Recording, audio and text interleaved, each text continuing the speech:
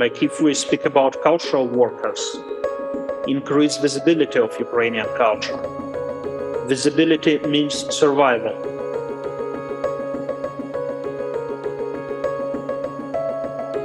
Hi, I'm Andrew Goldstein, and this is The Art Angle, a podcast from Artnet News where the art world meets the real world, bringing each week's biggest story down to earth.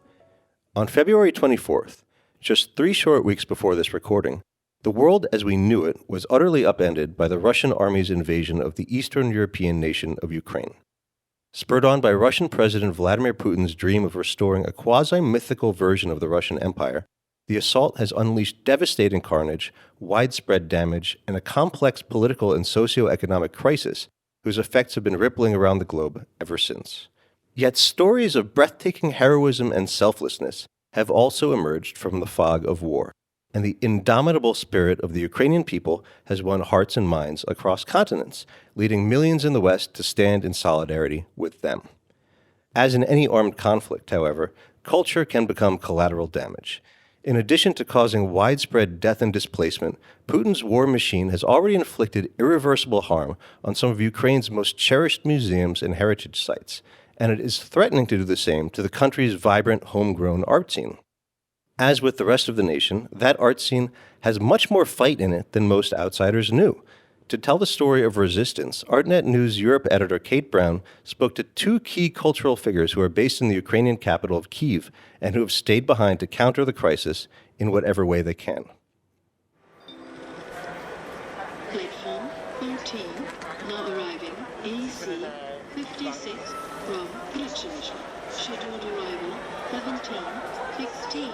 Caution, the train is arriving.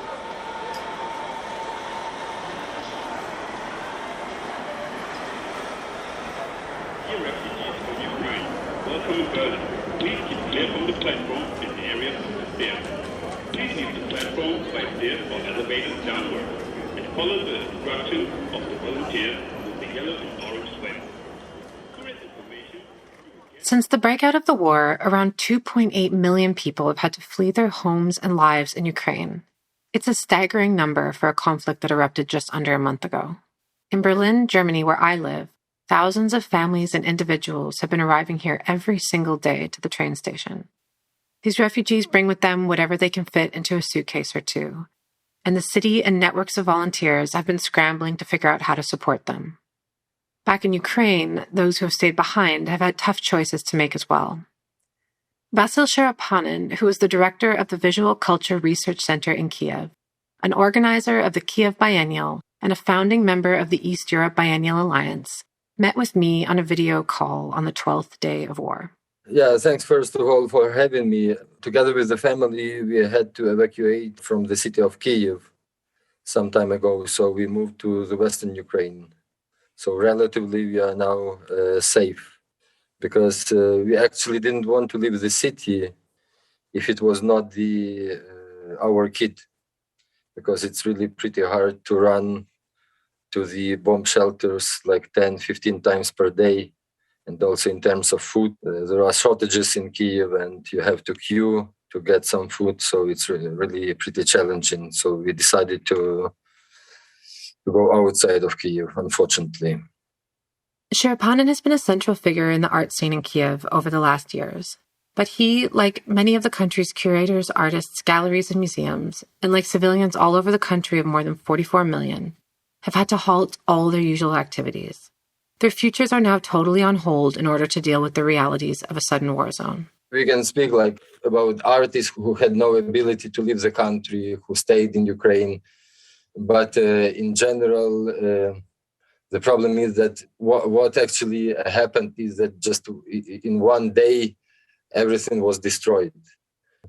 Like to speak about the cultural activities, about, my institution that I'm running, about the Kyiv Biennial that we have been organizing since 2015.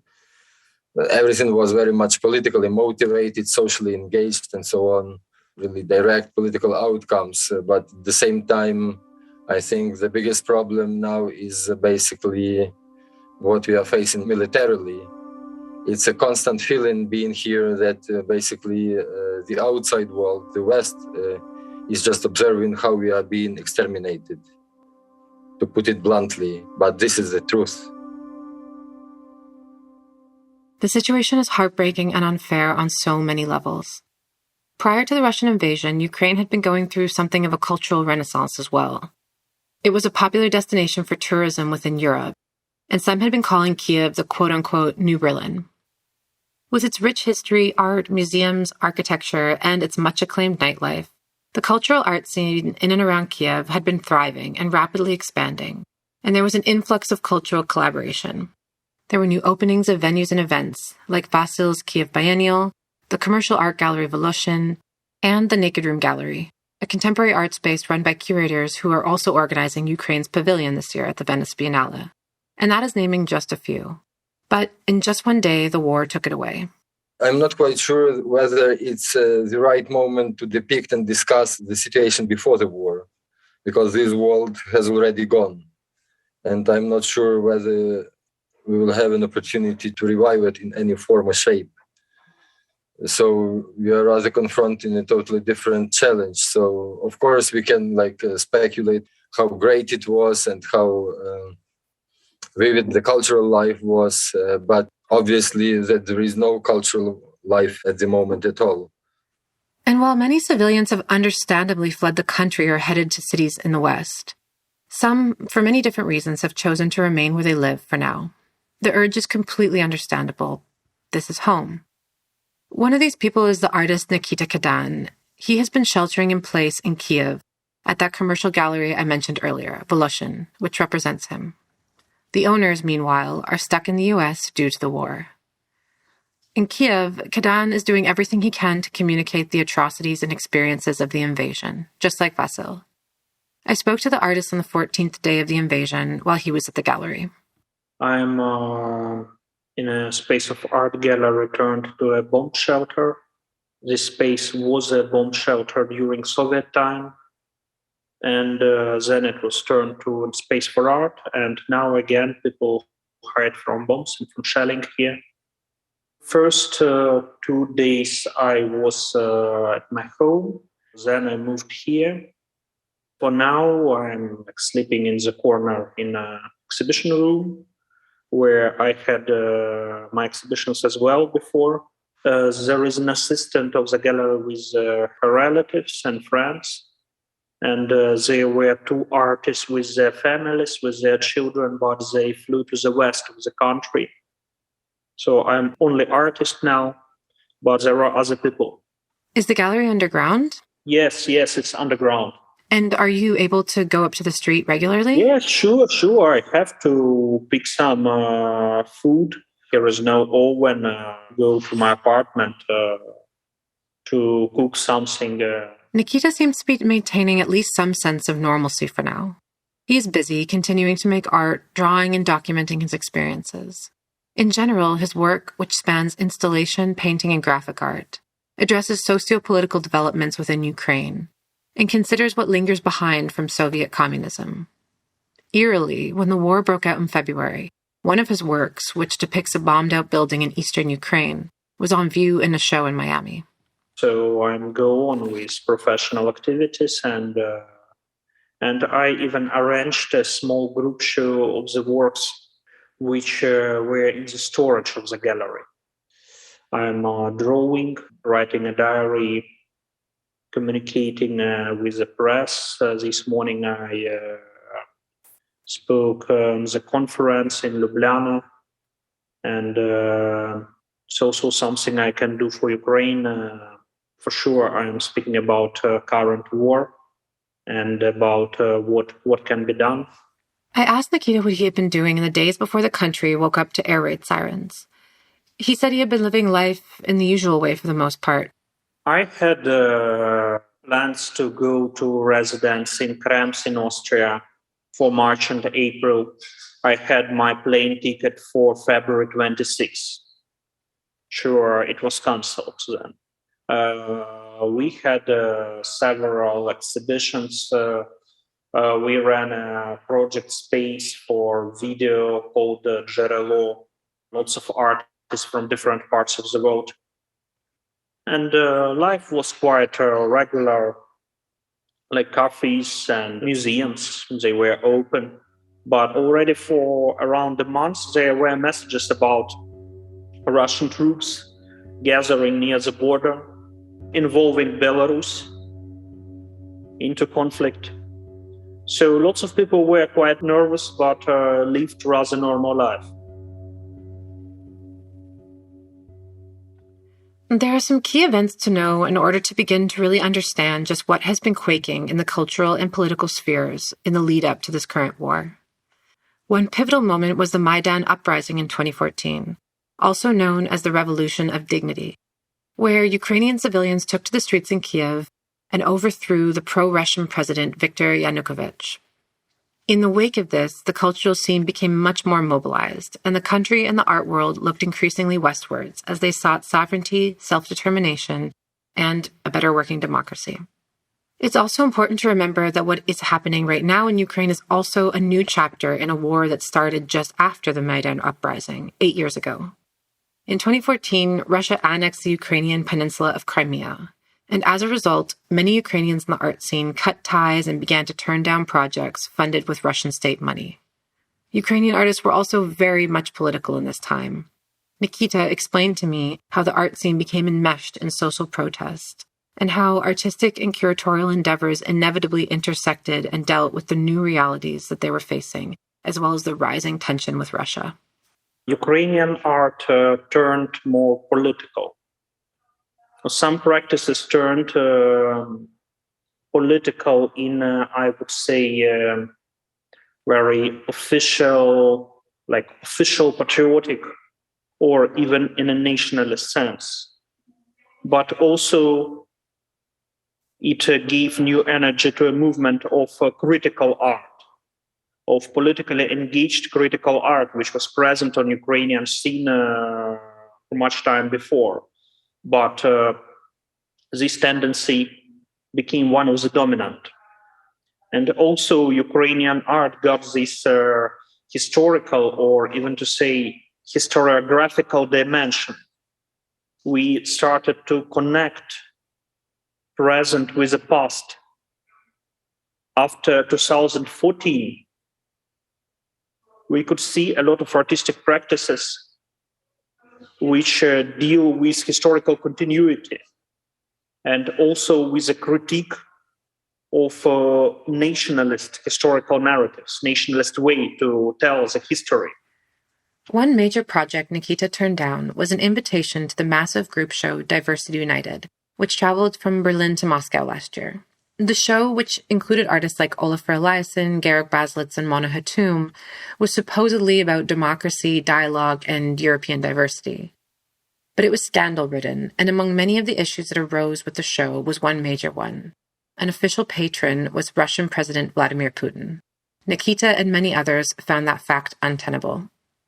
Smerling, when I wrote that, actually I'm one who struggled to recognize Russian Federation as a side of the conflict in Ukraine.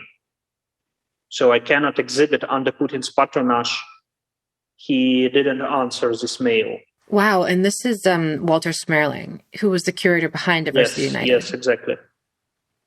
Vasil, the curator, expressed disappointment that Western counterparts did not react more strongly to the increasing oppression and authoritarianism that was clearly taking place in Russia, not to mention the Russian government's aggression towards Ukraine. I still cannot imagine how the EU is perceiving itself in this situation. It's really super strange. It seems like that the Union hasn't learned any lesson whatsoever during the last 8 years, when the Russian-Ukrainian war actually started in 2014. And the occupation of the Ukrainian territories, the annexation of the Crimean Peninsula. Right. And there's been lots of discussion now asking what everyone was doing before in response to the annexation of Crimea. Many artists and curators in the years since then continue to work with the Russian state institutions or oligarch-backed museums. I wonder, did you see that as problematic then? And did you read it as apathy from the art world?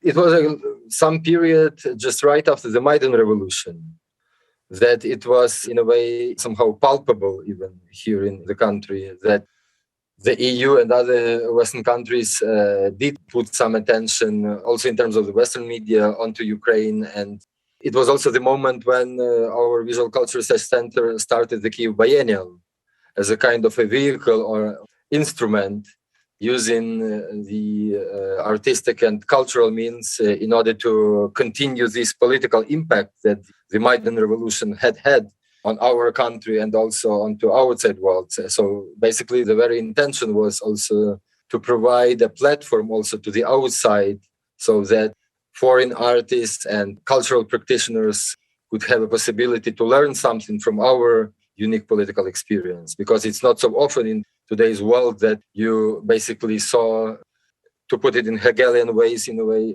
that the spirit of history was unfolding in front of your eyes and also with your participation, that the masses of people managed to get rid of a bloody authoritarian leader, and basically the revolution has won at the end. Obviously, there are thousands of Russians who are protesting the war, but this is a country of 140 million people. And these are not tens of thousands or hundreds of thousands, just several thousands on the one hand. And on the other hand, you have this kind of cynical and hypocritical situation that there was no Russian institution, can you basically imagine, not a single one whatsoever, which took a kind of a public stance and opposed the war and called the war a war and named the aggressor. They were referring to some abstract humanitarian tragedy unfolding in Ukraine. So that's why we sort of stopped our activities for the time being. And we did achieve some success in that regard to boycott all the Russian institutions, especially those which are directly connected to the Russian Federation as a state, of course.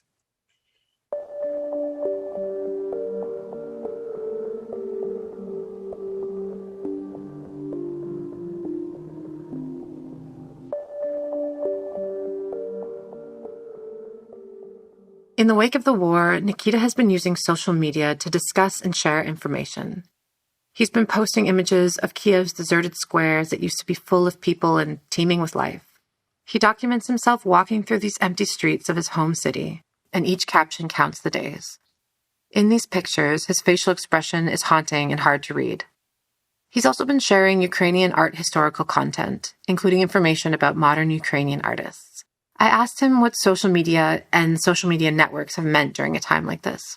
It's rather a diary of staying in very special conditions. It's about like photos and videos which I post like permanent ones. But stories are rather used for sharing news. And also lots of people are engaged in some cultural activities and in actions of support of Ukraine. And I try to help them from distance. I try to organize things like Ukrainian video show in Castello di Rivoli in Turin, which will open tomorrow, or projection of images related to Ukraine and Ukrainian art on facade of Museum Quartier in Vienna. So these things are quite public. And there are some announcements, some information, mainly in stories. Nikita and others have also been sharing images of lost landmarks and cultural heritage under threat.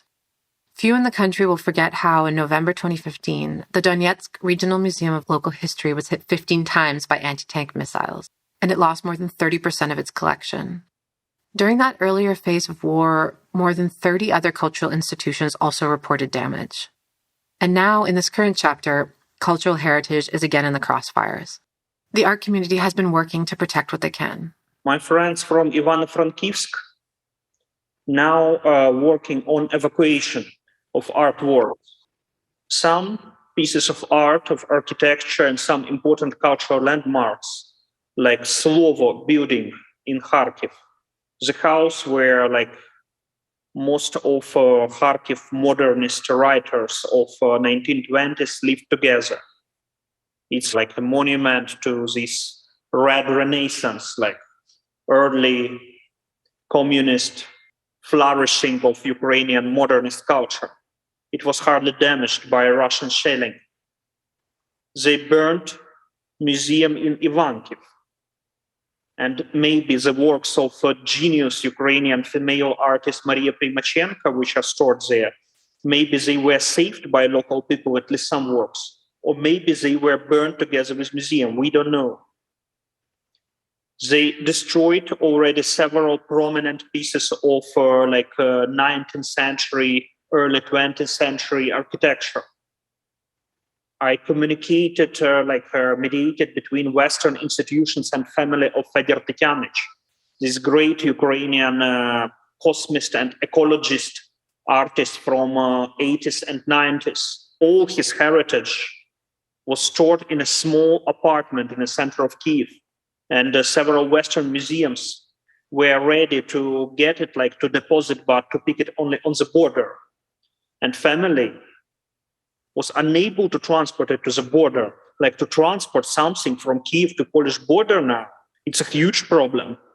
And especially big canvases, big sculptures, or very fragile objects. So yeah, our heritage is in danger as well. I asked Vasyl what more can and must be done to protect these Ukrainian institutions. To help those cultural institutions, museums, to evacuate artworks and collections. This is especially a horrible situation in the east of the country, in the cities which are being bombarded constantly. So we already lost many museums and art pieces in those regions.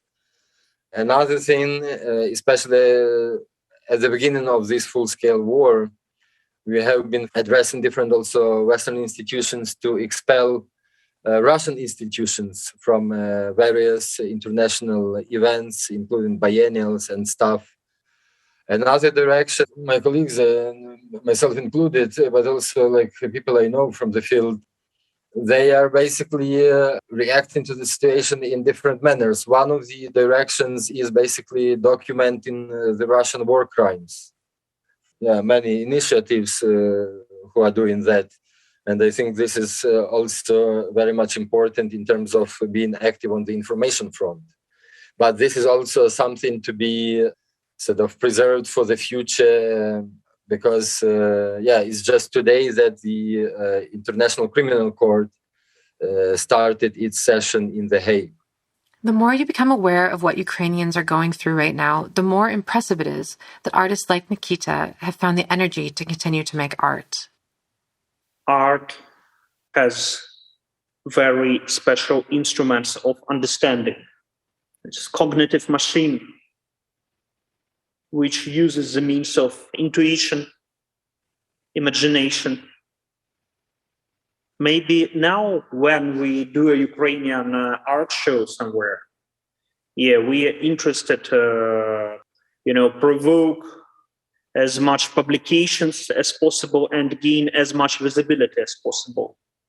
First of all, art is about reflection and about understanding where we are and what is the condition of the world we live in. So it works rather slowly. To be an artist in a situation of urgency, it's a quite problematic position. I draw, but I draw after I gave 5 interviews a day. I can imagine that art will be strongly involved in cultural diplomacy in next months. But then we'll have to make step from give us the voice, give us microphone, give us more visibility to talk, and let's develop some new levels of understanding of what is going on. Sooner or later, these communications through art should go deeper. The strong aspect of art practice is ability to touch the depths or touch these aspects of reality which are in darkness. The international art community has mobilized in the last weeks, organizing fundraisers and charity sales to help those in Ukraine.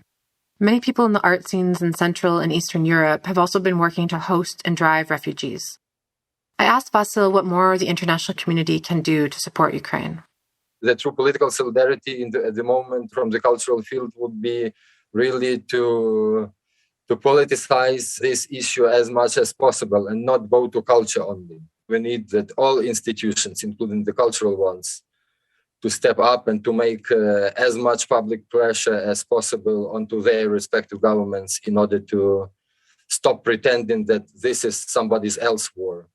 And Nikita also had a message to share with those of us who might not yet sense the direct impacts of this war. I want you to understand that it will last for very long, and Putin will not stop at the doors of Europe. Very soon he will make a step in. No, I don't want to shame those people who have to survive. It's some sort of, ritual of breaking these people, of breaking their will, breaking their dignity. At the same time, it's just dangerous. Like if we imagine the worst scenario of occupation of Ukraine, please think about Crimea, when Crimean Tatar and Ukrainian activists just kidnapped. Because the Russian law is totally under control of Putin's repressive machine. Russian courts, they work just as a system of political oppression. In this case, it will be terrible wave of repressions. Putin already let the world know that it's a war against the very idea of European democracy. So he will not stop. Please think the situation not in terms helping Ukraine, but in terms of our common self-defense. If we speak about cultural workers, increase visibility of Ukrainian culture. Visibility means survival in current condition.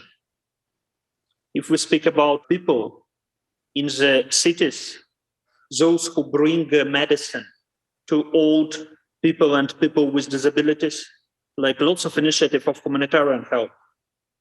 But also, we need peacekeepers. We need Putin to be stopped.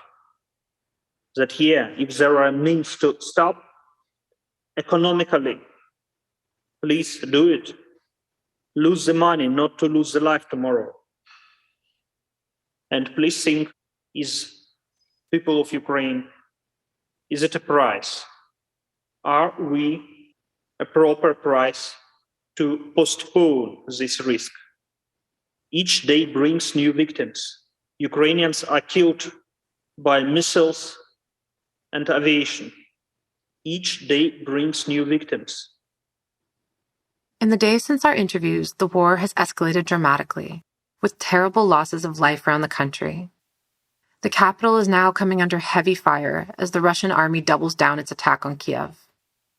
Most tragically, Ukrainians feel that their lives are expendable. All the while, they see themselves as defenders of European and Western democracy and ideals. Vasil put this into perspective. The way he sees it, the West, inclusive of the art world, only started to take notice when the West itself incurred losses. He recalls the sudden reaction that emerged after pro-Russian rebels shot down a passenger plane in 2014, killing 283 people. Just imagine that one missile rocket would hit a Polish or a German soil. Would it be the same situation? So this is obviously kind of neo-colonial mode of perception and attitude towards Ukraine, as if this country is a kind of a secondary one. If you remember, 2014 and 2015, the first wave of imposing sanctions from the European Union came not because of the warfare itself, but only after the MH17 airplane was crashed. So this is also kind of a very symptomatic aspect, because that was the question that we had been constantly asking and still now are asking: what is your limit? When you are going to step up really? So, and it became really pretty clearly that the West is going to react only when the Western citizens are being killed. So it's again, this famous title of the Judith Butler's book, When is Life Grievable, right? And whose life is grievable? Who deserves to be grievable? So it seems like that when it comes to Ukraine or when it comes to Afghanistan in this sense, These lives are not grievable. Only the Western lives are grievable. I'd like to express my deep gratitude to Vasil and Nikita for contributing their thoughts and stories with me. That's it for this week's episode of The Art Angle. If you like what you heard, you can subscribe to the show on Apple Podcasts, Spotify, or wherever else you get your podcasts. Also, take a moment to rate and review us. It will help other listeners discover what we're doing. This episode of The Art Angle is produced by Sonia Manalili, Kate Brown, Caroline Goldstein, and Tim Schneider. Thanks for listening, and see you next week.